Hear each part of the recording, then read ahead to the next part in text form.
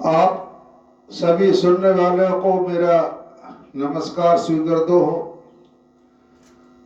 कल मैंने आपको सुनाया था कि राजा बलि ने तीनों लोगों पर राज्य कर लिया है, तो देवों की माता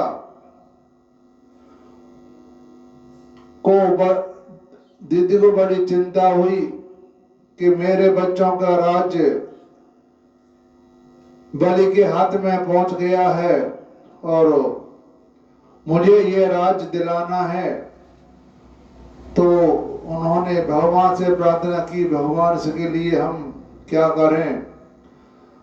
तो फिर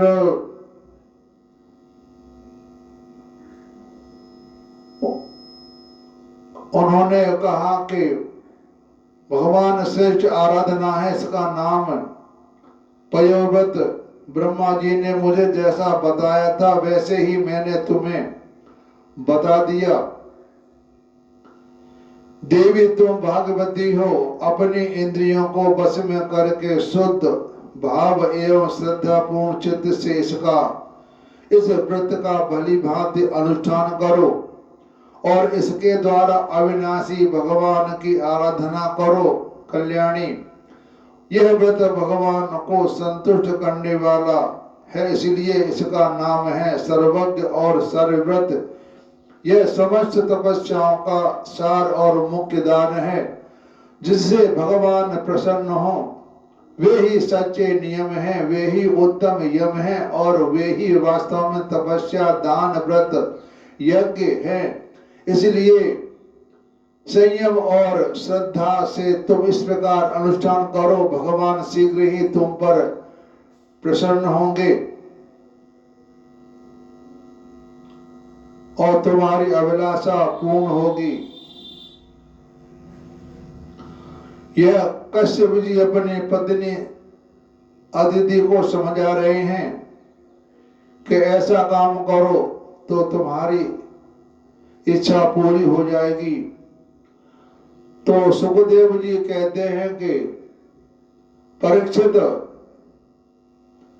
अपने पतिदेव महेश कश्यप जी का उपदेश प्राप्त करके अदिति से बड़ी सावधानी से 12 दिन तक इस व्रत का अनुष्ठान करो। बुद्धि को सारथी बनाकर मन की लगाम से अपने इंद्रिय पर तुष्ट घोड़ों को अपने वश में कर लिया और एक निष्ठ बुद्धि से यह पुरुषोत्तम भगवान चिंतन करती रहो। उससे एकाग्र बुद्धि से अपने मन को सर्वात्मा भगवान वासुदेव में पूर्ण रूप से लगाकर पयोव्रत का अनुष्ठान किया। तब पुरुषोत्तम भगवान इसके सामने प्रकट हुए।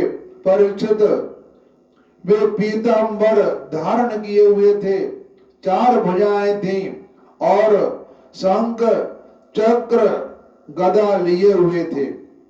अपने नेत्रों के सामने भगवान को सहसा प्रकट हुए देख अदिति सादर उठ खड़ी हुई और फिर प्रेम से विहल होकर उसने पृथ्वी पर लौटकर उन्हें दंडवत प्रणाम किया।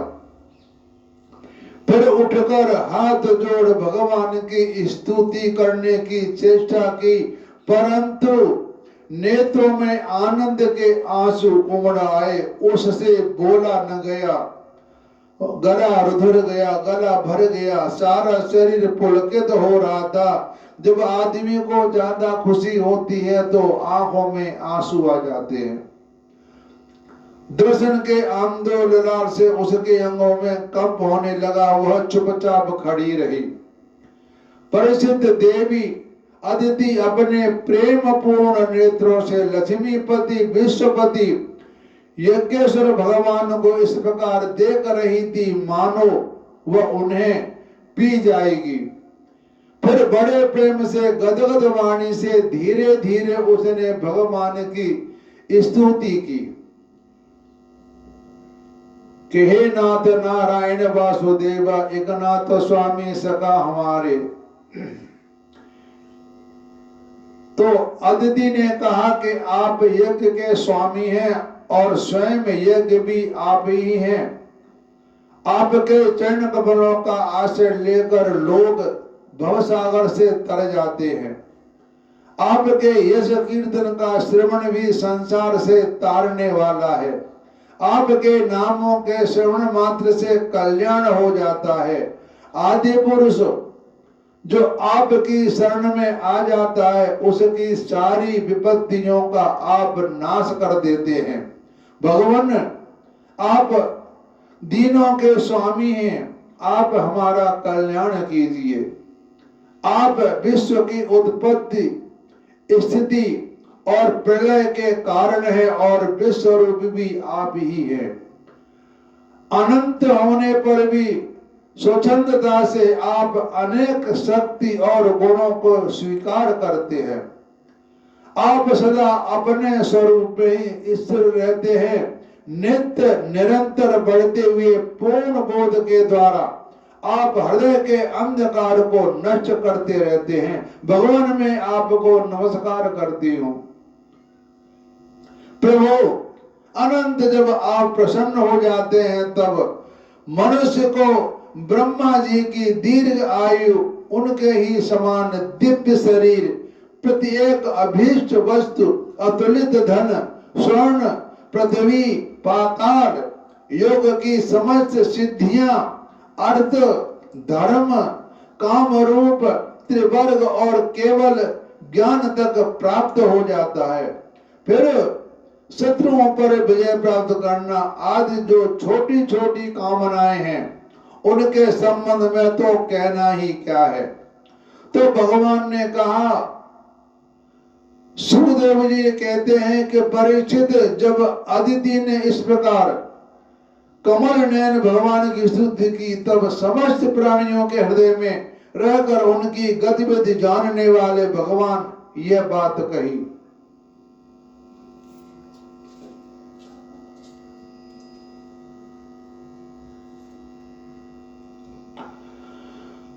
तो श्री भगवान ने कहा कि देवताओं की जननी अदिति, तुम्हारी चिरकालीन अभिलाषा को मैं जानता हूँ। शत्रुओं ने तुम्हारे पुत्र की संपत्ति छीन ली है, उन्हें अनेक लोक से खदेड़ दिया है, स्वर्गलोक से। तुम चाहती हो कि युद्ध में तुम्हारे पुत्र उन मतवाले और बलि असुरों को जीत कर विजय लक्ष्मी प्राप्त करें, तब तुम उनके साथ भगवान की उपासना करो।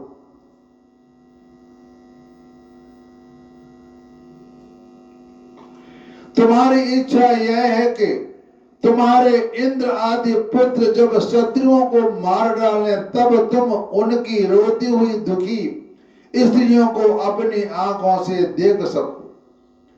अदिति, तुम चाहती हो कि तुम्हारे पुत्र धन और शक्ति से समृद्ध हो जाएं, उनकी कीर्ति और ऐश्वर्य उन्हें फिर से प्राप्त हो जाए तथा वे स्वर्ग पर अधिकार जमा कर पूर्ववत विहार करें। परंतु देवी, वे असुर सेनापति इस समय जीते नहीं जा सकते, ऐसा मेरा निश्चय है, क्योंकि ईश्वर और ब्राह्मण इस समय उनके अनुकूल है।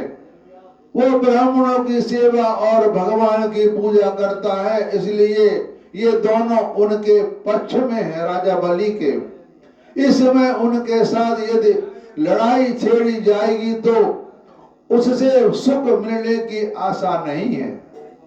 फिर भी देवी, तुम्हारे इस व्रत के अनुष्ठान से मैं बहुत प्रसन्न हूँ, इसलिए मुझे इस संबंध में कोई न कोई उपाय सोचना ही पड़ेगा, क्योंकि मेरी आराधना व्यर्थ तो होनी नहीं चाहिए, उसके श्रद्धा के अनुसार फल अवश्य मिलता है। तुमने अपने पुत्रों की रक्षा के लिए विधि पूर्वक पयव्रत से मेरी पूजा एवं स्तुति की है, अतः मैं अंश रूप से कश्यप के वीर में प्रवेश करूंगा और तुम्हारा पुत्र बनकर तुम्हारी संतान की रक्षा करूंगा। कल्याणी, तुम अपने पति कश्यप में मुझे इस रूप में स्थित देखो और उन निष्पाप प्रजापतियों की सेवा करो। देवी, देखो किसी के पूछने पर भी यह बात दूसरे को मत बतलाना। देवताओं का रहस्य जितना गुप्त रहता है उतना ही सफल होता है। कोई कार्य करना हो तो उसको गुप्त को तभी सफल होता है। अगर आप पहले से ढिढोरा पीट देंगे तो जो आप काम कर रहे हैं वह आपका काम पूरा नहीं हो पाएगा। तो सुखदेव जी कहते हैं कि इस इतना कहकर भगवान वही अंतर्ध्यान हो गए। उस समय अदिति है जानकर कि स्वयं भगवान मेरे गर्भ से जन्म लेंगे, अपनी कृतकृत्यता का अनुभव करने लगी।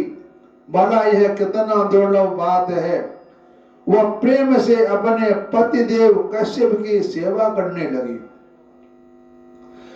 कश्यप जी सत्यदर्शी थे, उनके नेत्रों से कोई बात छिपी नहीं रहती थी।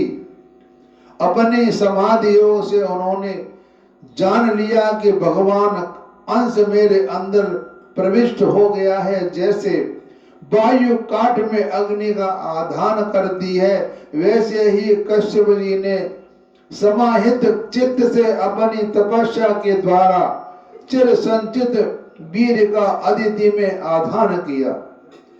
जब ब्रह्मा जी को यह बात मालूम हुई कि अदिति के गर्भ में स्वयं अविनाशी भगवान आए हैं, तब वे भगवान के रहस्यमय नामों से उनकी स्तुति करने लगे। तो ब्रह्मा जी ने कहा कि समग्र कीर्ति के आश्रय भगवान आपकी जय हो। अनंत शक्तियों के अधिष्ठान आपके चरणों में नमस्कार हो। ब्रह्मण्य देव त्रिगुणों के नियामक आपके चरणों में मेरा बार बार प्रणाम है। कृष्ण के पुत्र रूप में उत्पन्न होने वाले वेदों के समस्त ज्ञान को अपने अंदर रखने वाले प्रभु, वास्तव में आप ही सबके विधाता हैं। आपको मैं बार बार नमस्कार करता हूँ। ये तीनों लोक अपनी नाभि में स्थित हैं। तीनों लोकों से परे वैकुंठ में आप निवास करते हैं। जीवों के अंतःकरण में आप सर्वदा विराजमान रहते हैं। ऐसे सर्वव्यापक विष्णु को मैं नमस्कार करता हूं।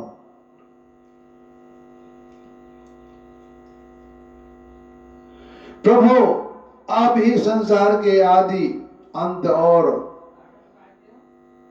मध्य हैं। यही कारण है कि अनंत शक्ति पुरुष के रूप में अपना वर्णन करते हैं। जैसे गहरा स्रोत अपने भीतर पड़े हुए तिनके को बहा ले जाता है, वैसे ही आप काल रूप संसार का धारा प्रवाह संचालन करते रहते हैं। आप चराचर प्रजा और प्रजापतियों भी उत्पन्न करने वाले मूल कारण हैं।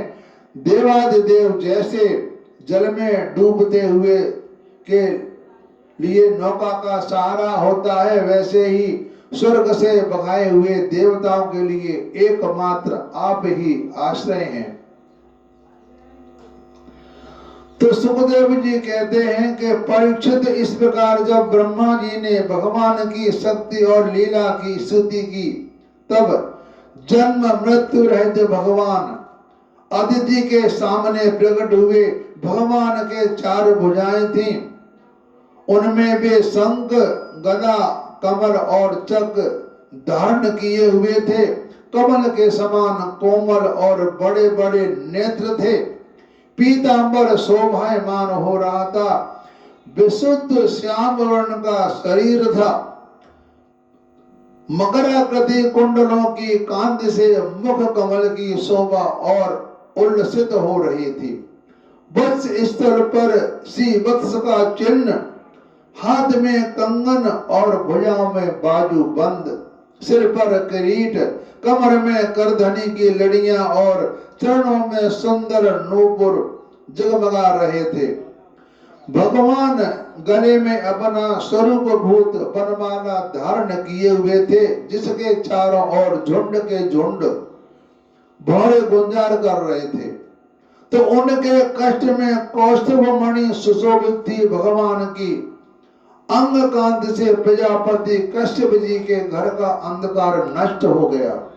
उस समय दिशाएं निर्मल हो गई, नदी और सरोवर का जल स्वच्छ हो गया, प्रजा के हृदय में आनंद की बाढ़ आ गई। सब ऋतु में एक साथ अपना अपना गुण प्रकट करने लगे।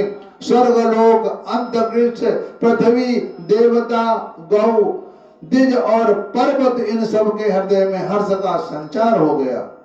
तो परीक्षित, जिस समय भगवान ने जन्म ग्रहण किया उस समय चंद्रमा श्रवण नक्षत्र पर थे। भाद्रपद मास के शुक्ल पक्ष की श्रवणा नक्षत्र वाली द्वादशी थी। जब कपिल देव जी का, जब वामन का भगवान का अवतार हुआ था, तब भाद्रपद मास के शुक्ल पक्ष की श्रवणा नक्षत्र में द्वादशी थी।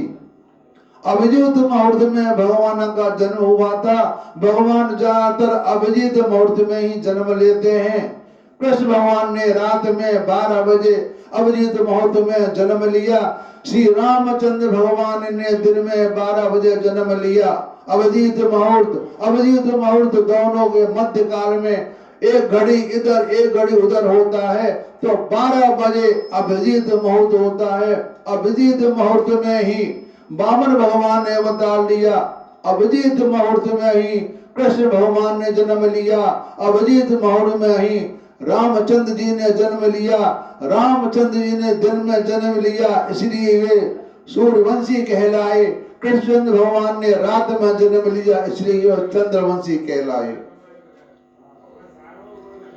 परीक्षित, जिस तिथि में भगवान का जन्म हुआ था उसे विजया द्वादशी कहते हैं। कहने का तात्पर्य यह है कि जब भागवत पुराण बिठाया जाए तो उसमें एकादशी द्वादशी का होना बहुत अच्छा माना जाता है। जन्म के समय सूर्य आकाश में मध्य भाग में स्थित थे। भगवान के अवतार के समय शंख, ढोल, मृदंग, डप और नगाड़े आदि बाजे बजने लगे।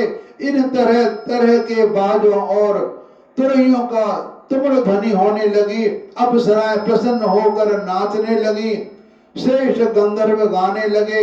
मुनि, देवता, मनु, पितर और अग्नि स्तुति करने लगे। सिद्ध, विद्याधर, किम पुरुष, किन्नर, चारण, यक्ष, राक्षस, पक्षी, मुख्य नागगण और देवताओं के अनुचर नाचते गाने एवं भूरी भूरी प्रशंसा करने लगे तथा उन लोगों ने अदिति के आश्रम को पुष्पों की वर्षा से ढक दिया। जब अदिति ने अपने गर्भ से प्रकट हुए परम पुरुष परमात्मा को देखा तो वह अत्यंत आश्चर्यजनक चकित और परमानंदित हो गई। प्रजापति कश्यप जी भी भगवान को अपनी योग माया से शरीर धारण किए हुए देख विस्मित हो गए और कहने लगे कि जय हो, जय हो, जय हो। परीक्षित, भगवान स्वयं अव्यक्त एवं चित्त स्वरूप है। उन्होंने जो परम कांति में आभूषण एवं आयुधों से युक्त वह शरीर ग्रहण किया था, उस शरीर से कश्यप और अदिति के देखते देखते वामन ब्रह्मचारी का रूप धारण कर लिया। ठीक वैसे ही जैसे नट अपना वेश बदल लेता है। भगवान पहले प्रकट हुए थे अपने साक्षात स्वरूप में, फिर उन्होंने अपने वामन का रूप रख लिया। भगवान की लीला अद्भुत है। भगवान को वामन ब्रह्मचारी के रूप में देखकर महर्षियों को बड़ा आनंद हुआ। उन लोगों ने कश्यप प्रजापति को आगे करके उनके जात कर्म आदि संस्कार किए। जब उनका उपनयन संस्कार होने लगा तब गायत्री के अधिष्ठात्र देवता स्वयं सविता ने उन्हें गायत्री का उपदेश किया। देवगुरु बृहस्पति जी ने यज्ञोपवीत और कश्यप ने मेघनादी, पृथ्वी ने कृष्ण मर्ग का चरम, वन के स्वामी चंद्रमा ने दंड, माता अदिति ने कौपीन और कट वस्त्र एवं आकाश के अभिमानी देवता ने बामन वज्रधारी भगवान को छत्र दिया। तो परीक्षित अविनाशी प्रभु की ब्रह्मा जी ने कमंडल, सप्तऋषियों ने कुश और सरस्वती जी ने रुद्राक्ष की माला समर्पित की। इस रीति से जब बामन भगवान का उपनयन संस्कार हुआ तब यक्षराज कुबेर सिंह ने उनके भिक्षा का पात्र और सती शिरोमणि जगत जननी स्वयं भगवती उमा ने भिक्षा दी। इस प्रकार जब सब लोगों ने बटवेशधारी भगवान का सम्मान किया तब वे ब्रह्म ऋषियों से भरी हुई सभा में अपने ब्रह्म तेज के कारण अत्यंत शोभायमान हो गए।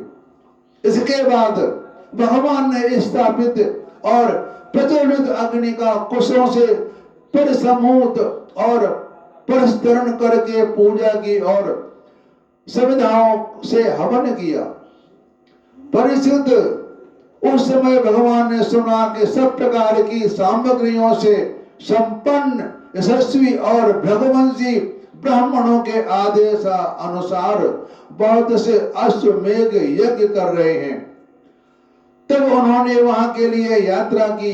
भगवान समस्त शक्तियों से युक्त हैं। उनके चलने के समय उनके भार से पृथ्वी पग पग पर झुकने लगी।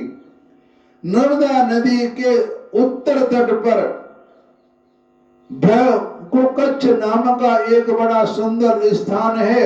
वहीं बलि के भृगुवंशी ऋतुवत श्रेष्ठ यज्ञ का अनुष्ठान कर रहे थे। उन लोगों ने दूर से ही बामन भगवान को देखा तो उन्हें ऐसा जान पड़ा मानो साक्षात सूर्य देव का उदय हो रहा है।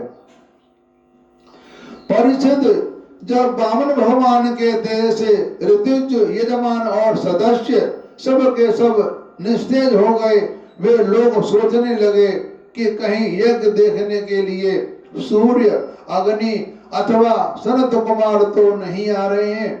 भृगु के पुत्र शुक्राचार्य आदि अपने शिष्यों के साथ इसी प्रकार अनेक कल्पनाएं कर रहे थे। उसी समय हाथ में छत्र, दंड और जल से भरा कमंडल लिए हुए बामन भगवान के अश्वमेध यज्ञ के मंडप में प्रवेश किया। वे कमर में मूंज की मेखला और गले में यज्ञोपवीत धारण किए हुए थे। बगल में मृगचर्म था और सिर पर जटा थी। उसी प्रकार बौने ब्राह्मण के वेश में अपनी माया से ब्रह्मचारी बने हुए भगवान ने जब उनके यज्ञ मंडप में प्रवेश किया तब भृगुवंशी ब्राह्मण उन्हें देखकर अपने शिष्यों के साथ उनके तेज से प्रभावित एवं निष्प्रभ हो गए। वे सब के सब अग्नियों के साथ उठ खड़े हुए। उन्होंने बामन भगवान का स्वागत सत्कार किया। भगवान के लघु रूप के अनुरूप सारे अंग छोटे छोटे बड़े ही मनोरम एवं दर्शनीय थे। उन्हें देखकर बलि को बड़ा आनंद हुआ और उन्होंने बामन भगवान को एक उत्तम आसन दिया।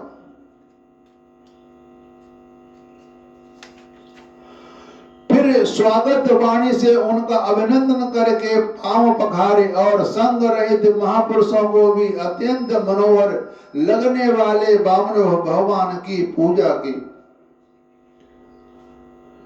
भगवान के चरण कमलों का परम मंगलमय है। उससे जीवों के सारे पाप ताप धुल जाते हैं। स्वयं देवादिदेव चंद्रमौली भगवान शंकर ने अत्यंत भक्तिभाव से उसे अपने सिर पर धारण किया। आज वही चरणामृत धर्म के मर्मज्ञ राजा बलि को प्राप्त हुआ। उन्होंने बड़े प्रेम से उन्हें मस्तक पर रखा। बलि ने कहा, ब्राह्मण कुमार आप भले पधारे, आपको मैं नमस्कार करता हूँ। आज्ञा दीजिए मैं आपकी क्या सेवा करूं। आर्य ऐसा जान पड़ता है कि बड़े बड़े ब्रह्म ऋषियों की तपस्या ही स्वयं मूर्तिमान होकर मेरे सामने आई है। आज आप मेरे घर पधारे, इससे मेरे पितर तृप्त हो गए। आज मेरा वंश पवित्र हो गया। आज मेरा यह यज्ञ सफल हो गया। ब्राह्मण कुमार आपके पांव पखानने से मेरे सारे पाप धुल गए और विधि पूर्वक यज्ञ करने से अग्नि में आहुति डालने से जो फल मिलता है वो अनायास ही मिल गया। आपके इन नन्हे नन्हे चरणों और इनके धोवन से पृथ्वी पवित्र हो गई। ब्राह्मण कुमार ऐसा जान पड़ता है कि आप कुछ चाहते हैं। परम पूज्य ब्रह्मचारी जी, आप जो चाहते हैं, गाय सोना सामग्रियों से सुसज्जित घर, पवित्र अन्न, पीने की वस्तु, विवाह के लिए ब्राह्मण की कन्या, संपत्तियों में भरे हुए गांव, घोड़े, हाथी, रथ, वह सब आप मुझसे मांग लीजिए, अवश्य वह सब मुझसे मांग लीजिए।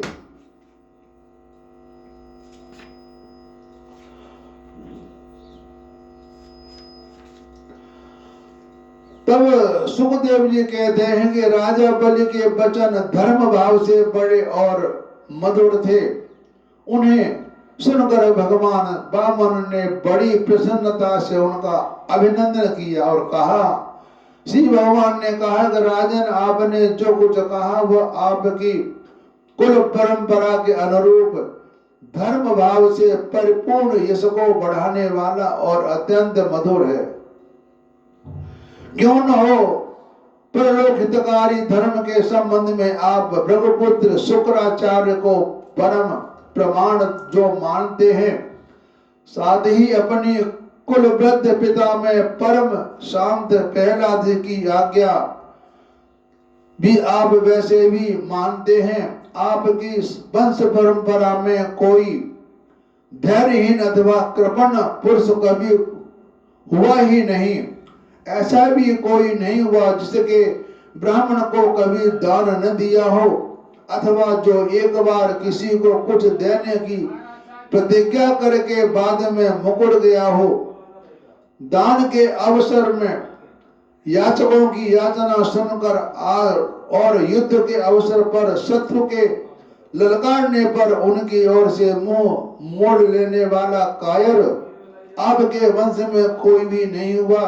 क्यों न हो, आपकी कुल परंपरा के में प्रहलाद अपने निर्मल यश से वैसे ही शोभायमान होते हैं जैसे आकाश में चंद्रमा।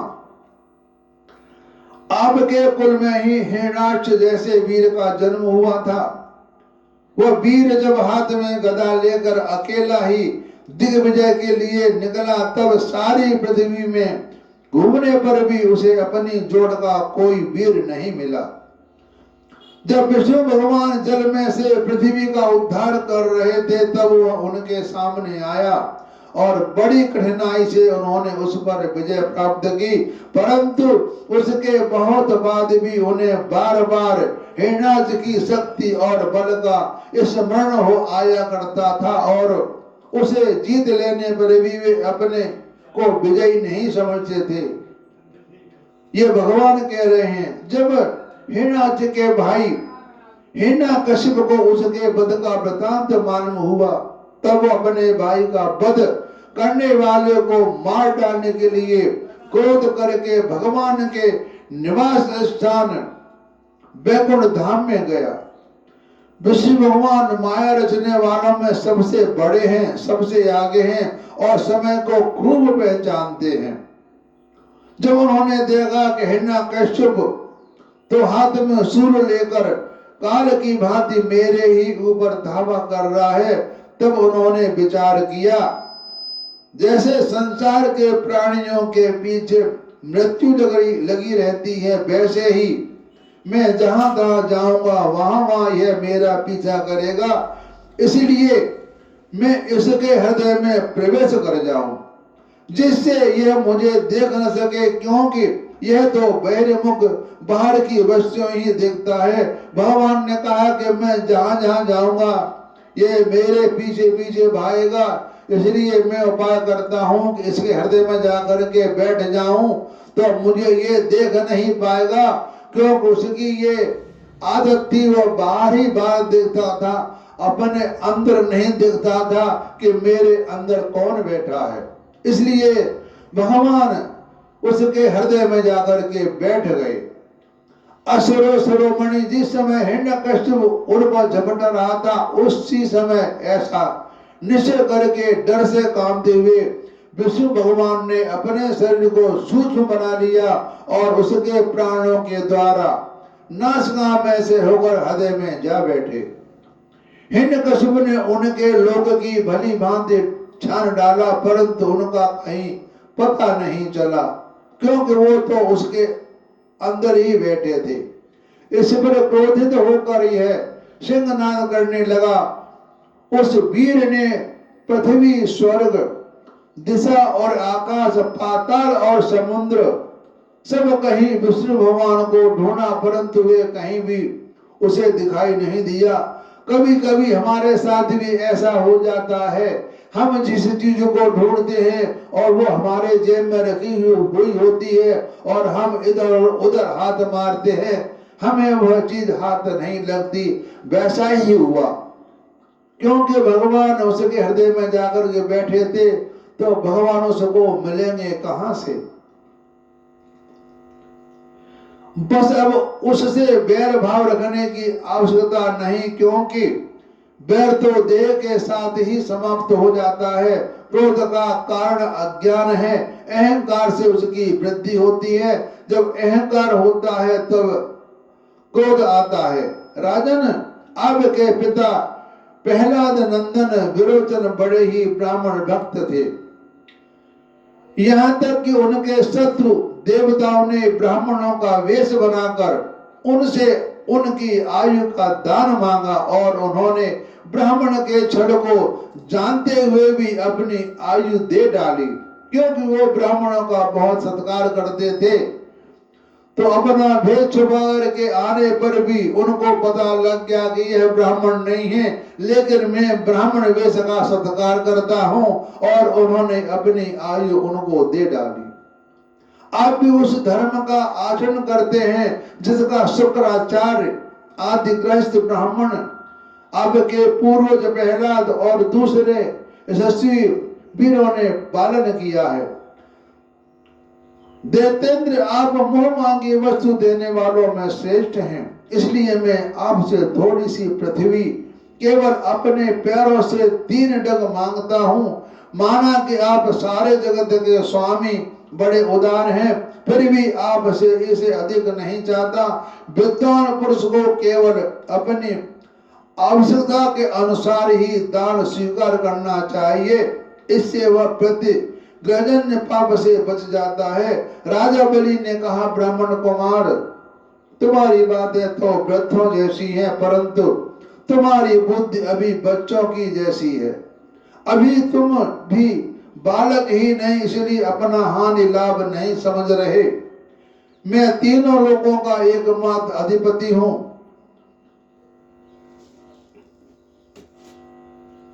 और दीप का दीप दे सकता हूँ जो मुझे अपनी वाणी से प्रसन्न कर ले और मुझसे केवल 3 डग भूमि मांगे। यह भी क्या बुद्धिमान कहा जा सकता है?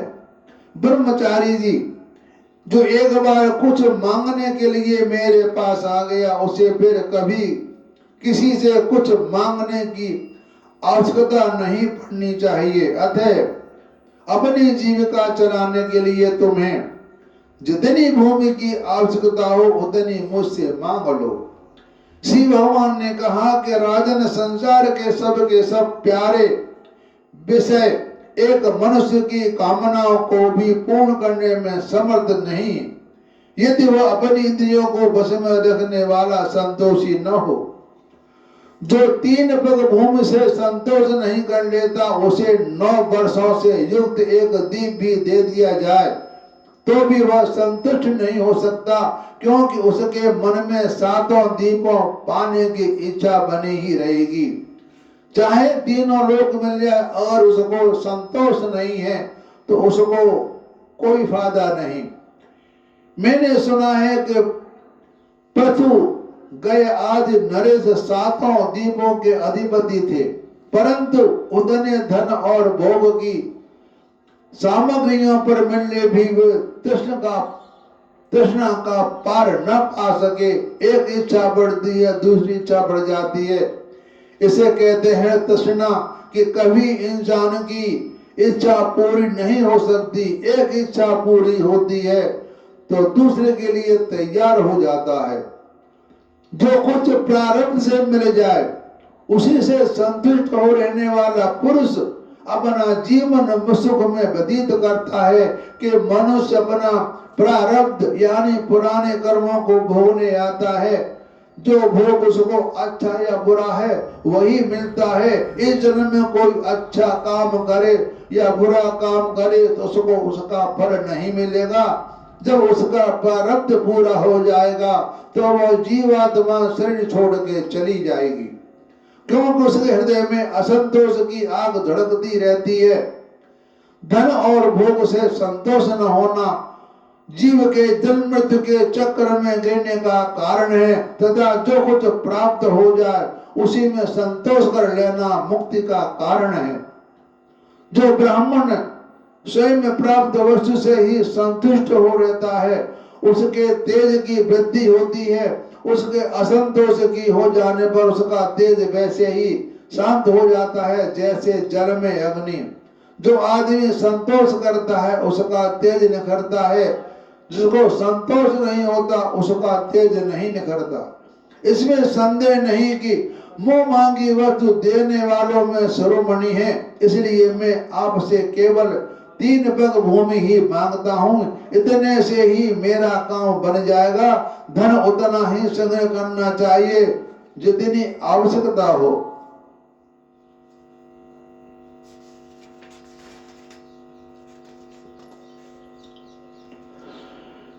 तो सुखदेव जी कहते हैं कि भगवान के इस प्रकार कहने पर राजा बलि हंस पड़े। उन्होंने कहा अच्छी बात है, जितनी तुम्हारी इच्छा हो उतनी ही ले लो। यूं कहकर वामन भगवान को 3 पग पृथ्वी का संकल्प करने के लिए उन्होंने जलपात्र उठाया। शुक्राचार्य जी सब कुछ जानते थे, उनसे भगवान की यह लीला भी छिपी नहीं थी, क्योंकि वो भी बड़े पहुंचे हुए महान पुरुष थे, वो सब कुछ जानते थे। उन्होंने राजा बलि को पृथ्वी देने के लिए तैयार देकर उनसे कहा कि शुक्राचार्य ने कहा कि विरोचन कुमार, ये स्वयं अविनाशी भगवान विष्णु हैं। देवताओं का काम बनाने के लिए कश्यप की पत्नी अदिति के गर्भ से अवतीर्ण हुए हैं। तुमने ये अनर्थ न जान करके मेरा यह सब कुछ छीन लेंगे, इन्हें दान देने की प्रतिज्ञा कर ली है। यह तो दैत्यों पर बहुत बड़ा अन्याय होने जा रहा है, इसे मैं ठीक नहीं समझता। स्वयं भगवान ही अपनी योग माया से यह ब्रह्मचारी बनकर बैठे हुए थे। चार तो हो चुका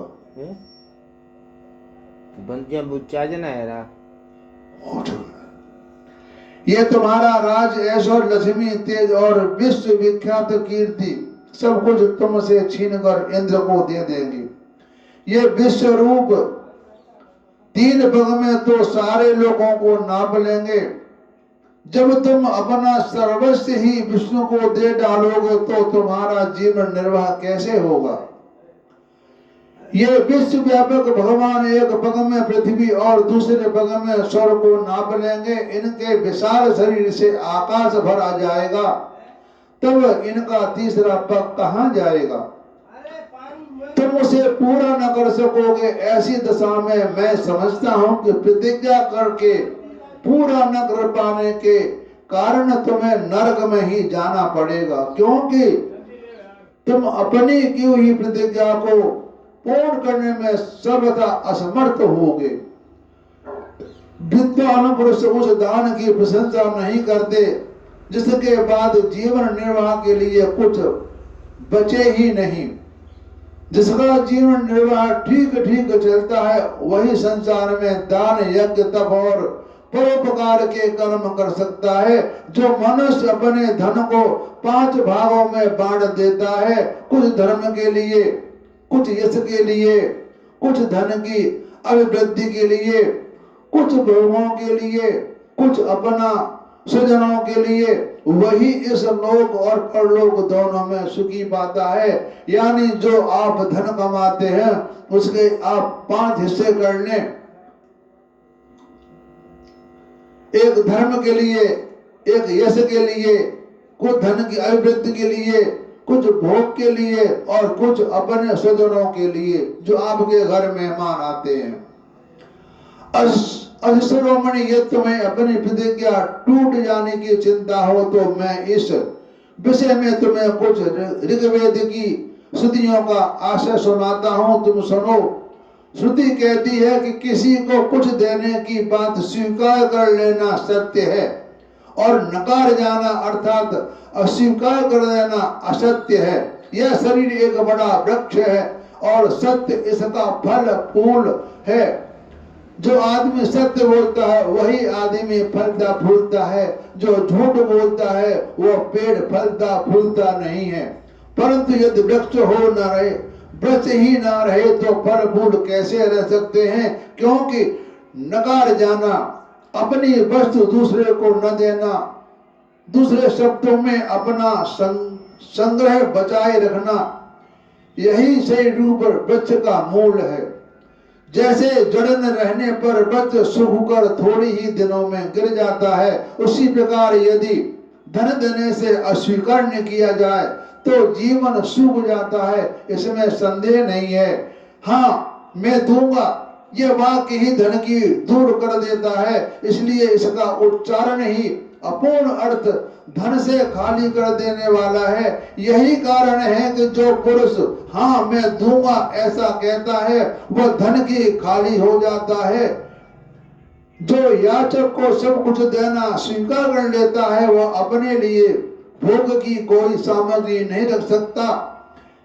इसके विपरीत मैं नहीं दूंगा, यह जो अस्वीकारात्मक असत्य है वह अपने धन को सुरक्षित रखने तथा पूर्ण करने वाला है, परंतु ऐसा सब समय नहीं करना चाहिए। जो सबसे सभी वस्तुओं के लिए नहीं करता रहता उसकी अपकीर्ति हो जाती है। यह तो जीवित रहने पर भी मृतक के समान ही है। स्त्रियों को प्रसन्न करने के लिए हास परिहास में, विवाह में, कन्या आदि प्रशंसा करते समय, अपनी जीविका की रक्षा के लिए, प्राण संकट उपस्थित होने पर, गौ और ब्राह्मण के हित के लिए तथा किसी को मृत्यु के बचाने के लिए असत्य भाषण ही उतना निंदनीय नहीं है।